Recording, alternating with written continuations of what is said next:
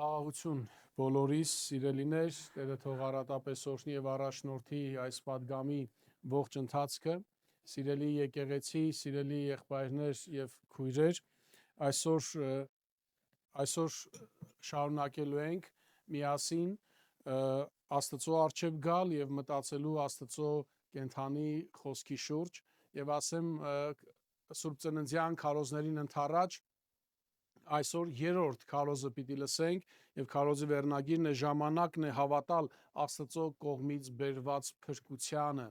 եւ հիմնական հատվածը որ վերցված է Մատթեոս ավետարան առաջի գլուխ 18-ից 25 համարների շուրջ ուրեմն ժամանակն է հավատալ Աստծո կողմից բերած փրկության ծրագրին Տերը թող առաջնորդի մեզ եւ իր կենթանի խոսքի միջոցով մեզ սովորեցնի եւ մեզ առաջնորդի, մեզ հաստատի այդ փրկությունը ոչ միայն լսելու մեջ, այլ նաեւ այդ փրկությունը կրելու մեր սրտերի մեջ։ Սիրելի եկեղեցի, երբ որ մենք խոսում ենք փրկության մասին, առհասարակ մարդիկ փրկությունը տարբեր կերպ են ընկալում, հասկանում կամ պատկերացնում այս փրկություն ասվածը։ Ոմանք փրկություն ասելով հասկանում են երկար տարիների կյանք, ոմանք հասկանում են դուրս գալ եւ ազատվել ամեն տեսակ փորձություններից եւ վատ պատահարներից, ոմանք փրկություն ասելով հասկանում են ֆիզիկական առողջություն, բժշկություն եւ առանց ցավերի կյանք։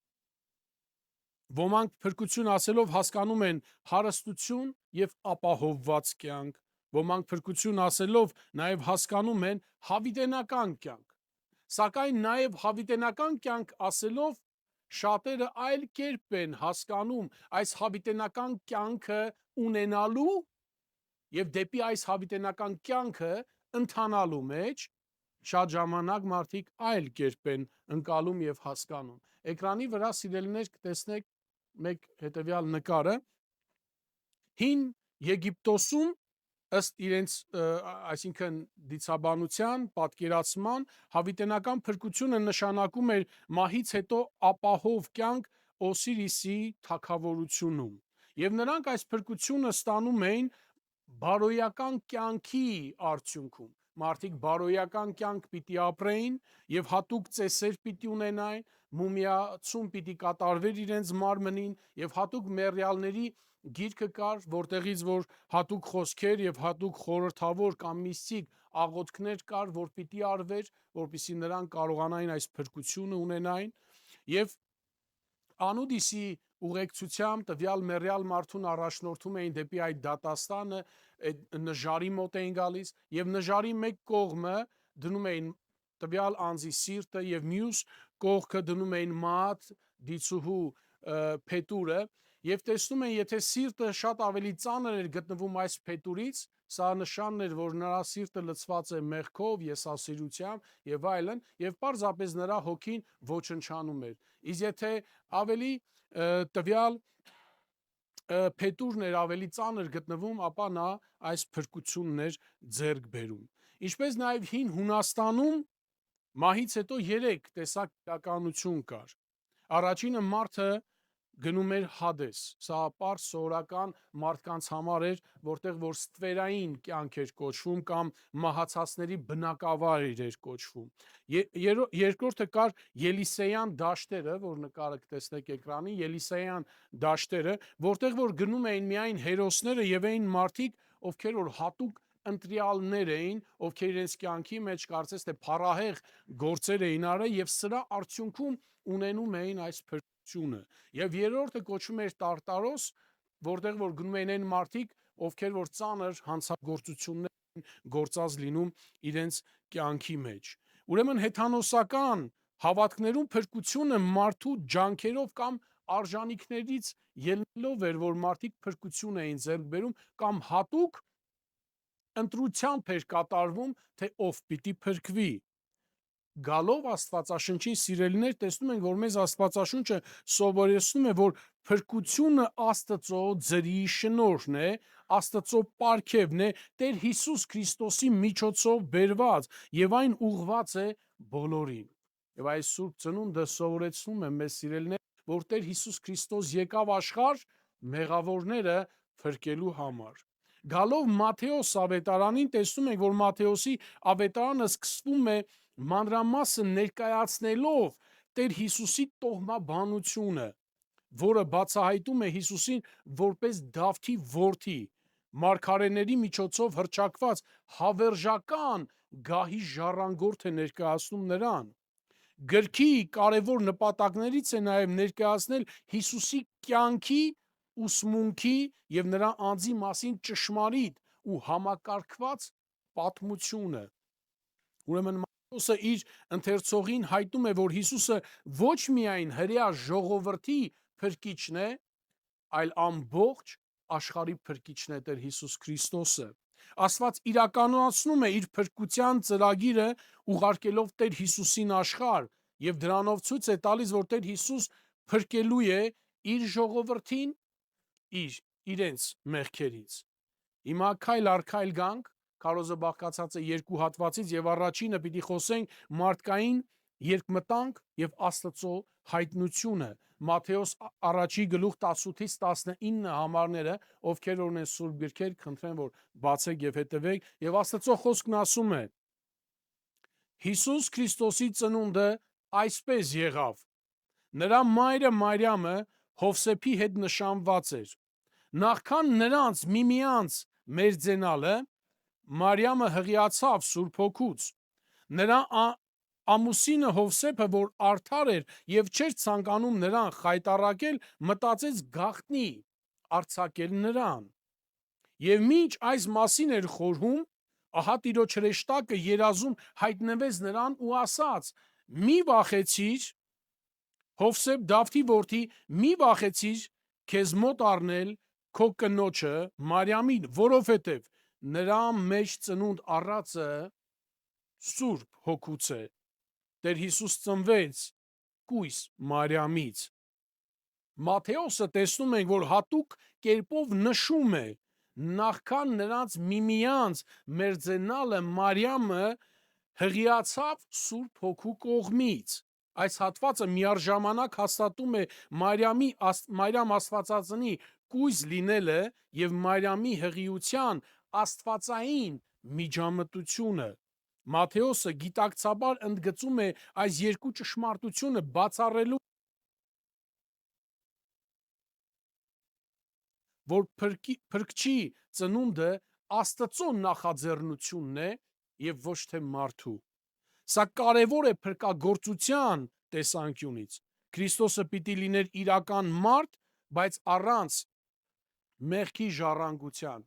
առանց ադամական մեղքի ժառանգության։ Քանի որ Հիսուսի ծնունդը Սուրբ Հոգուց է, նա չի կրում Ադամից եկող մեղավոր, մեղսավոր բնույթը։ Ադամական մեղքը ոչ միայն ժառանգական է, այլ նաև դրսևորվում է անձնական մեղքով։ Իսկ Հիսուսի կյանքում այն ոչ մի ձևով չի դրսևորվում, այլ Տեր Հիսուս անարատ է, մաքուր եւ սուրբ։ Հիսուսը չի շարունակել Ադամի անկումը, այլ բացել է փրկության համար մի նոր սկիզբ բոլոր նրանց համար, ովքեր որ կհավատան եւ ովքեր որ կընդունեն նրան որպես իրենց Տերը։ Սուրբ Հոգին ստեղծագործական զորությամբ գործեց Մարիամի մեջ, առանց մարդկային միջամտության, ինչպես արարչագործության ժամանակ ծննդոցի մեջ ասում է, Հոգին սավառնում էր ջրերի վրա, որը խոսում էր նրա իշխանության մասին, խոսում էր նրա գործունեության մասին։ Այս կերպով կարծես թե Սուրբ Հոգին գտնվեց Մարիամի վրա եւ Մարիամը հղիացավ։ Այս հղիությունը վկայում է Մարիամի հնազանդության եւ անարատության մասին։ Սուրբ Հոգուց ծնվածը պիտի լիներ սուրբ, անարատ եւ մեղքից ազատ։ Եվ ուզում հարցնել, ի վերջո, ինչու էր կարևոր Տեր Հիսուսի կուսական ծնունդը։ Եթե Հիսուսը ծնվեր սովորական մարդկային բնական ճանապարհով, ապա նա կգտնվեր ադամական մեղքի իշխանության եւ անկման մեջ։ Իսկ անկյալ մարդը չի կարող փրկել մեկ այլ անկյալ մարդու։ Ինչպես որ Աստծո խոսքն է ասում, կույրը կույրին չի կարող առաջնորդել, որովհետև երկուսն էլ փոսը կընկնեն։ Եվ այս դեպքում մենք տեսնում ենք հետևյալը, որ Տեր Հիսուս որպես արդար եկավ փրկելու մեղավորներին։ Տեր Հիսուս եկավ աշխարհ որպես մարդ, բայց առանց ադամական մեղքի, որպես անմեղ փրկիչը հաղթեր մեղքին ու մահվանը եւ մեզ տեղափոխեր Ադամից, այսինքն Քրիստոսի մեջ, մեղքից դեպի անարատության մեջ եւ մահից դեպի փրկություն։ Եվ ինչու էր տեսնում ենք պատմության մեջ, երբ որ ընթերցենք, տեսնենք, որ այո, Հովսեփը վախեցած էր, որ անհանգստացած էր, որովհետև կանգնած էր մեկ իրականության առջև, որ իր համար անհասկանալի էր։ Ինչ է կատարվում։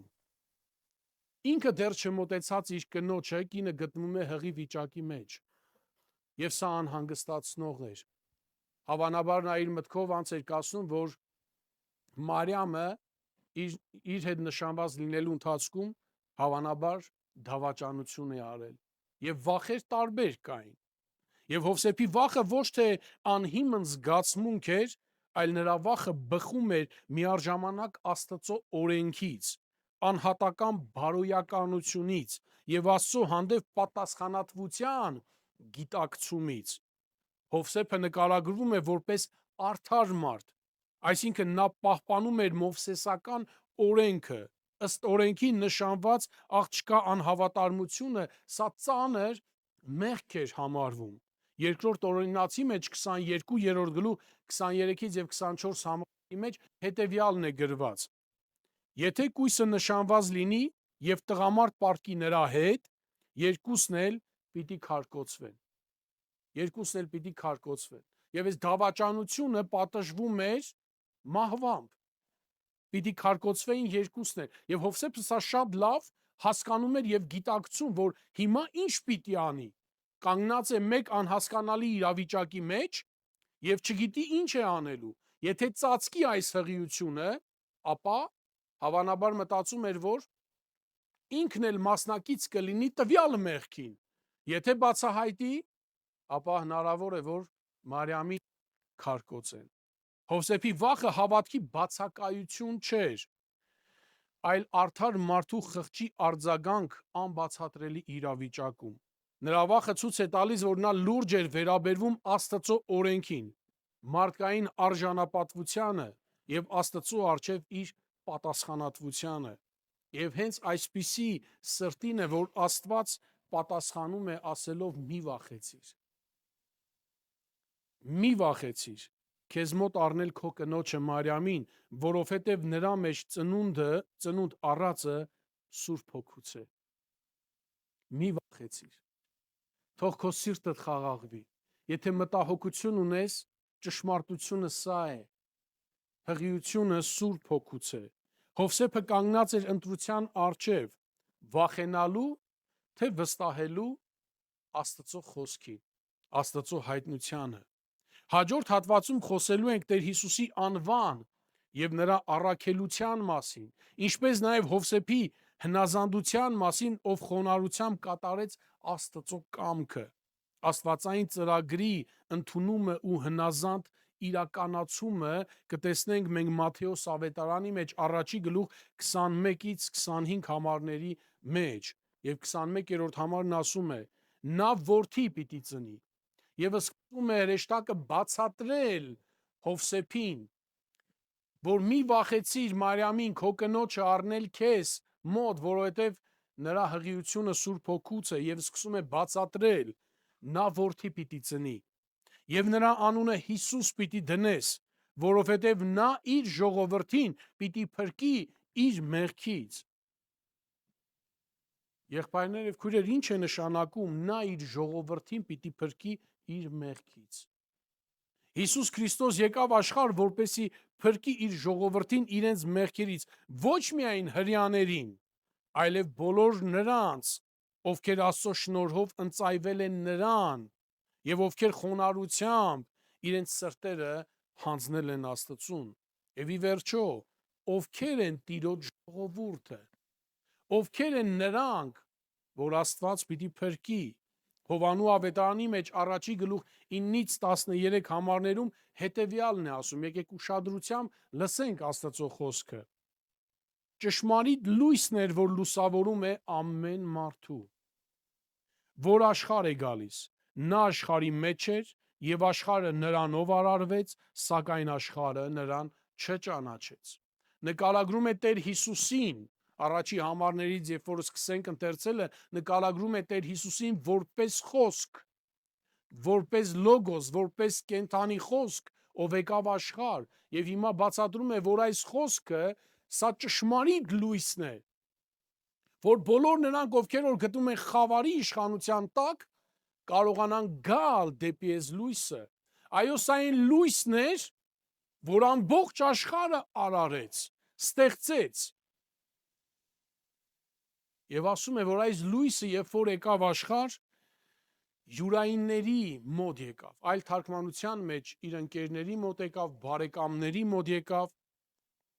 բայց յուրայինները նրան չընդունեցին, ցույց տալով, օրինակ բերելով հրեաներին, որ ինքը եկավ իր ժողովրդի մոտ,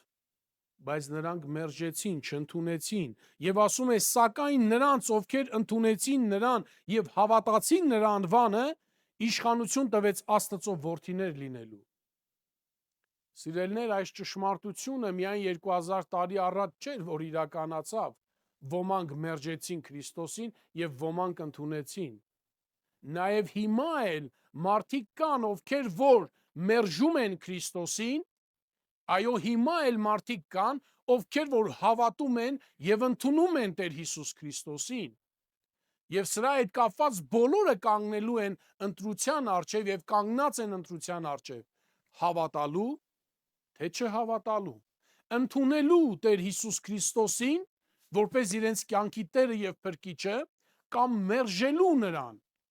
Մարդիկ կլինեն, ովքեր որ կընդունեն Տեր Հիսուս Քրիստոսին իրենց կյանքի ներս, մարդիկ կլինեն, ովքեր որ կմերժեն նրան եւ կհանեն իրենց կյանքից դուրս։ Մենք տեսնում ենք հետևյալը, սիրելիներ, որ այս ընտրության եւ երբեմն, երբ որ ասում ենք հետևյալը, որ մարդիկ կլինեն, որ կմերժեն,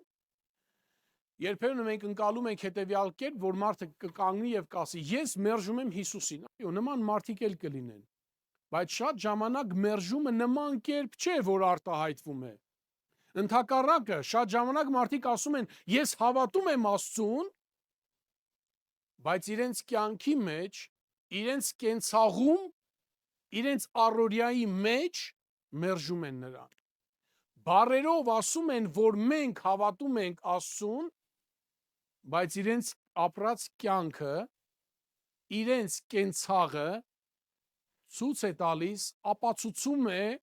որ նրանք Քրիստոսի հետ առհասարակ որևէ կապ չունեն։ Եվ ասում է, ովքեր, սակայն նրանց, ովքեր ընդունեցին նրան եւ հավատացին նրա անվանը, իշխանություն տվեց Աստծո որդիներ լինելու։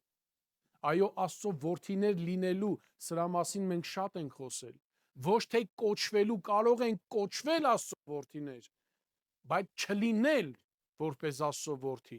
բայց չպատկանել նրան որպես Աստծո որդի։ Ուրեմն մեծ զգուշություն ենք անելու, սիրելի եղբայրներ եւ քույրեր։ Իսկ ո՞րն է ապացույցը, որ մենք Աստծո ժողովրդի մաս ենք կազմում։ Ո՞րն է այս ապացույցը, որ մենք Աստծո զավակներն ենք, փաստ պիտի լինի։ Իմ ու քո միայն արտահայտությունը սա փաստ չէ, սա պարզապես բարձրաձայն խոսքեր են, այո, մենք ասում ենք, որ մենք պատկանում ենք Աստծուն եւ շատ հրաշալի է եւ պիտի ասենք, բայց գործնական process-ի մեջ որտեղ պիտի երևա, արդյոք մենք պատկանում ենք նրան, թե ոչ։ Առաջի Հովանու առաջի գլուխ 5-ից 9 համարներն ասում է. եւ սա է այն ավետիսը, որ նրանից լսեցինք ու ձեզ պատմում ենք, Աստված լույս է եւ նրա մեջ խավար չկա։ Եթե ասենք, թե հաղորդություն ունենք նրա հետ, բայց խավարի մեջ քայլենք, ստում ենք եւ ճշմարտություն չենք կատարում։ Իսկ եթե լույսի մեջ ենք ելում, ինչպես որ նա է լույսի մեջ, հաղորդության մեջ ենք միմյանց հետ եւ նրա որդի Հիսուս Քրիստոսի այրունը մեզ մաքրում է ամեն մեղքից։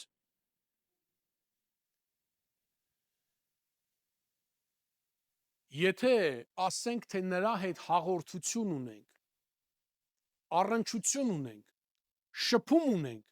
եթե այս հայտարարությունն անենք, սակայն այս հայտարարությանը հակառակ խավարի գործերը կատարենք, մեղքի մեջ շարունակենք ապրելը, սա նշանակում է, որ մենք սուտ խոսեցինք, մենք ճիշտ հայտարարություն չարեցինք, մեր հայտարարությունը եւ մեր կյանքը համապատասխան, համահունչ չեն իրար։ Մենք հայտարարություն ենք անում մեկ բան, բայց այդ հայտարարության հակառակ գործողություն ենք անում։ Եվ ասում է, եթե լույսի մեջ ենք քայլում, սա գործողություն է, սիրելիներ, ապա նրա որդի Հիսուս Քրիստոսի արյունը մեզ մաքրում է։ Քայլելը դա ընթացք է, պրոցես է, գործողություն է, ոչ թե միայն օդում հնչեցված բառեր, անշուշտ, խոսքը, դավանությունը կարևոր է, սակայն կարևոր է այս երկուսը, որ քո կատարած դավանությունը եւ քո ապրածդ կյանքը համահունչ լինի ավետարանի խոսքին։ Եվ շարունակելով առաջի գլուխ 22-ից 23 համար Մատթեոս ավետարան, որտեղ որ նկարագրում է, որ մարգարեությունը իրականություն դարձավ։ Այս ամենը եղավ, որպեսզի իրականանար Տիրոջ կողմից մարգարեի միջոցով ասվածը, ահա կույսը կհղիանա եւ որդի կծնի եւ նրա անունը կկոչեն Էմանուել, որ նշանակում է Աստված մեզ հետ է։ Աստված մեզ հետ։ Այս հատվածը ասում է, որ Հիսուսի ծննդյան մարգարեությունը իրականացավ, որը գրված էր Եսայա մարգարեության մեջ։ Ահա կույսը կհղիանա եւ որդի կծնի եւ նրա անունը կկոչեն Էմանուել, որը նշանակում է Աստված մեզ հետ է։ Սա նշանակում է, որ Աստված անձամբ մտավ մարդկային պատմության մեջ եւ նա ուղղորդում ու աջակցում է մեզ եւ եկավ փրկելու մեզ, ազատելով մեղքից ու հաստատելով հաշտություն Աստծո հետ։ Երկրորդ Կորինթացիս 5-րդ գլուխ 19-րդ համարն ասում է, որովհետև Աստված էր, որ Քրիստոսով աշխարհը իր հետ հաշտեցրեց եւ նրանց հանցանքները իրենց ներեց եւ հաշտության խոսքը մեր մեջ դրեց։ Աստված էր, որ Քրիստոսով աշխարհը հաշտեցրեց իր հետ եւ հաշտության խոսքը մեր մեջ դրեց։ Երկու կարևոր բան արվեց։ Առաջինը իմ եւ Աստծո միջև հաշտությունը եղավ եւ երկրորդը հաշտության խոսքը իմ ներսը դրվեց։ Սա նաեւ խոսում է նրա մասին, որ եթե ես հաշտված եմ Աստծո հետ, ապա մեկ կարևոր առաքելություն ունեմ անելու։ Այս հաշտության խոսքը փոխանցելու բոլոր նրանց, ովքեր որ դեռևս հաշտ չեն Աստծո հետ, ովքեր որ դեռևս Աստծուն մերժած կյանք են ապրում։ Այո, Էմանուել, Աստված մեզ հետ է։ Ցավի, վախի, անորոշության, տագնապների եւ ամեն անելանելի իրավիճակների մեջ Աստված մեզ հետ է։ Եվ սա է մեր հույսը եւ մեր վստահությունը։ Հովանու ավետարան 10-րդ գլուխ 14-ից 16 համարները ասում է. Ես եմ բարի հովիվը, եւ ես ճանաչում եմ իմ ոչխարներին եւ նրանք էլ ճանաչում են ինձ։ Ես ճանաչում եմ նրանց։ Եվ տեսնում ենք, որ բավարար չէ, որ միայն մենք ճանաչենք Փրկչին։ Եվ եթե այսպես լիներ, սա միակողմանի հաստատում կլիներ, այլ կարևոր է, որ նաև նա մեզ ճանաչի եւ հաստատի, որ ասի, այո, դու իմ որդին ես։ Ես ասեմ, Տեր, դու իմ հայրն ես, նա էլ ասի, այո, դու էլ իմ որդին ես։ Սա երկկողմանի հաստատում է։ Մատթեոս առաջի գլուխ 24-25 համարները Հովսեփի հնազանդության մասին է խոսում եւ բերում է հավատքի օրինակը եւ ասում է. «Եվ Հովսեփը քնից արթնանալով արեց այնպես, ինչպես Տիրոջ հրեշտակը հրամայեց իրեն, եւ իր կնոջը իր մոտ առավ, եւ նրան չմերձեցավ, մինչեւ նա ծնեց իր անդրանիկ որդուն, եւ նրա անունը Հիսուս դրեց»։ Հավատքը երևում է կամ ապացուցվում է մեր գործերով, մեր քայլերով։ Հովսեփը քնից արթնանալով, առանց ձգձգելու եւ առանց վիճաբանության արեց այն, ինչ Տիրոջ հրեշտակը հանձնարարեց նրան։ Նա ընդունեց Աստծո ծրագրին ենթարկվելը, վստահեց, որ Աստված գիտի ինչ է անում, նույնիսկ եթե իրավիճակը անհասկանալի է մարդկային դատողությամբ կամ ըստ մարդկային տրամաբանության անընկալելի է, սակայն նա վստահեց։ Հավատը միայն լսելն ու հասկանալը չէ։ Այն իր մեջ ներառում է նաև հնազանդություն, վստահություն եւ գործնական քայլ, եւ որը իր հերթին համապատասխանում է Աստծո խոսքի էությանը։ Ուրեմն միայն լսելը եւ հասկանալը բավարար չէ։ Սրա համար հարկավոր է գործնական քայլ, ցույց տալու, որ այո, ես ճշմարտապես լսեցի, ես իսկապես ճիշտ հասկացա Աստծո խոսքը եւ սրան որպես արձագանք ես գործում եմ հնազանդվելով եւ ամփոփելով, սիրելիներ, Հովսեփը հավանաբար ամբողջությամբ չհասկացավ ամբողջ ընթացքը, բայց ընտրեց վստահել եւ հնազանդվել Աստծուն մինչեւ անգամ անհասկանալի թվացող իրավիճակում։ Մեր կյանքում եւս երբեմն չենք տեսնում ողջ պատկերը, բայց փոքր քայլով կարելի է Աստծո հանդեպ սեր ցուցաբերել հնազանդվելով նրա կենթանի խոսքին։ Աստված մեզ ներառում է իր տիեզերական ծրագրի իրականացման մեջ։ Մեր անհատական ու հասարակական դիրքը ու շնորհները գործածելով իր անվան փառքի համար եւ իր կենթանի խոսքի քարոզչության համար։ Ուրեմն Սուրբ Ծնունդը մեզ կոչ է անում, սիրելի եկեղեցի եւ նրանք, ովքեր որ մեզ առցանց հետևում են։ Այո, մեզ բոլորիս Սուրբ Ծնունդը մեզ կոչ է անում ավետարանի միջոցով ընդունել Հիսուսին որպես աշխարհի եւ անձամբ մեր փրկիչը, հավատալ, որ Աստված մեզ հետ է, անկախ նրանից ինչ իրավիճակում ենք գտնվում, եւ ապրել հնազանդության մեջ։ Տերը թող օրհնի ձեզ եւ պահի ձեր սրտերը հնազանդ իր առջև։ Ոչ միայն լսեք, ոչ միայն ընկալեք Աստծո խոսքը, այլ այն կիրառեք ձեր կյանքի մեջ։ Տերը թող օրհնի յուրաքանչյուրիդ, սիրելիներ, եւ պահի իր ներկայության մեջ, առաջնորդելով մեզ մտնելու այս ուրախության, այս ցնծության մեջ, որովհետեւ Տեր Հիսուս եկավ իր ժողովրդին փրկելու իր մեղքերից։ Աստված օրհնի բոլորիս, ամեն։